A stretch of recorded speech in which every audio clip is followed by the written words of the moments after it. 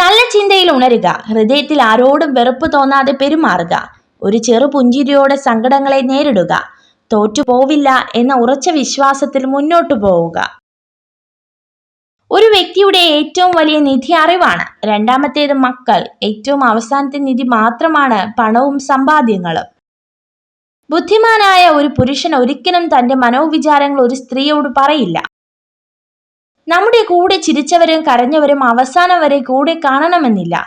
എന്നാൽ സന്തോഷങ്ങളും ദുഃഖങ്ങളും നിറഞ്ഞ ഓർമ്മകൾ എന്നും നമുക്ക് കൂട്ടിനുണ്ടാകും. നിങ്ങളുടെ ഏറ്റവും മോശമായ അവസ്ഥയിൽ നിങ്ങളെ ഉപേക്ഷിക്കുന്നവരെ ഒരിക്കലും മറക്കുകയും ക്ഷമിക്കുകയും ചെയ്യരുത്. പകയുള്ളവൻ അപവാദങ്ങൾ സൃഷ്ടിക്കും.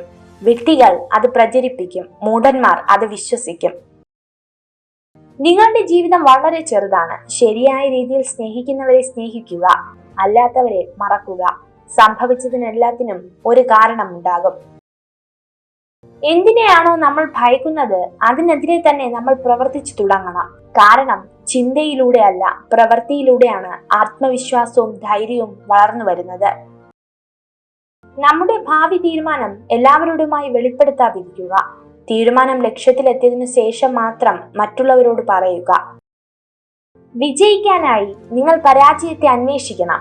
എല്ലാ പാഠങ്ങളും തോൽവിയിൽ ഉൾപ്പെട്ടിരിക്കുന്നു. ഭയം എന്നത് മിഥ്യയാണ്. ഭയം നിലനിൽക്കുന്ന ഒരേ ഒരു സ്ഥലം ഭാവിയെക്കുറിച്ചുള്ള നമ്മുടെ ചിന്തകളിൽ മാത്രമാണ്. മറ്റൊരിടത്തും ഭയം നിങ്ങൾക്ക് ദർശിക്കാനാകില്ല. മറ്റുള്ളവർക്ക് വെളിച്ചം പകരാൻ പറ്റിയില്ലെങ്കിലും നമ്മൾ കാരണം ആരുടെയും ജീവിതം ഇരുട്ടിലാകരുത്. ആളുകൾ നിങ്ങളെ നിസ്സാരമായി കാണുന്നതിന്റെ ഒരേ ഒരു കാരണം അവർ എങ്ങനെ പെരുമാറിയാലും നിങ്ങൾ അവരുടെ കൂടെ കാണുമെന്ന തോന്നലിലാണ്. ഒരു വ്യക്തിയോട് നമ്മൾ സംസാരിക്കുമ്പോൾ അയാൾ തല കുനിക്കുന്നുണ്ടെങ്കിൽ അതിനർത്ഥം നമ്മൾ സംസാരിക്കുന്നത് അവർക്ക് വളരെ ഇഷ്ടപ്പെട്ടിരിക്കുന്നു എന്നതാണ്. ചതിയാണോ നുണയാണോ കൂടുതൽ അപകടമെന്ന് ചോദിച്ചാൽ നുണയാണ് അപകടകാരി. ചതിക്കുമ്പോൾ നമ്മൾ ഒരു തവണയെ വേദനിക്കാറുള്ളൂ. എന്നാൽ ഓരോ നുണകളും ജീവിതകാലം മുഴുവൻ നമ്മെ വേദനിപ്പിച്ചു കൊണ്ടേയിരിക്കും.